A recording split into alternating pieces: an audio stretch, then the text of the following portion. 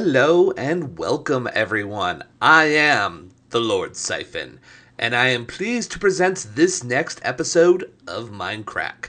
It has been a couple of months since we last talked, but I have been very busy, I assure you.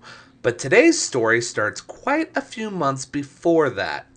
You saw the introduction to this episode already. I know you did, because I put it there. Editing superpowers. I had mentioned very quickly in a couple previous episodes about how we're not talking about the giant ring in the background. But today, we're going to talk about the giant ring in the background. That ring was part of a concept, and that concept was the largest design of an iron farm that I had ever dreamed of, and hopefully will never, ever dream of again.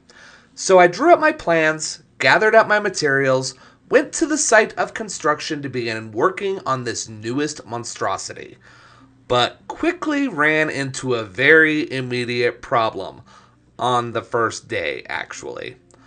Part of the design of this beast was that it was going to need to run from bedrock at the core of the earth at around height minus 60 all the way up to the world build limit of positive 319. Well, up wasn't a real problem, but down would require excavating a very large hole into the earth, a 97 block diameter circle of a hole to be specific. And that brings us to the ring that has now been hovering in the background of this mushroom island for well over a year. But I digress. So what happened over a year ago on day one of construction? Well, it's quite simple.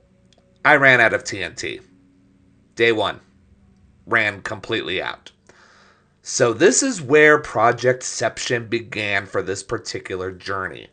I didn't have enough TNT to do this project, so I decided I needed to work on other projects that would grant me that TNT. Well, TNT is comprised of two things, gunpowder and sand.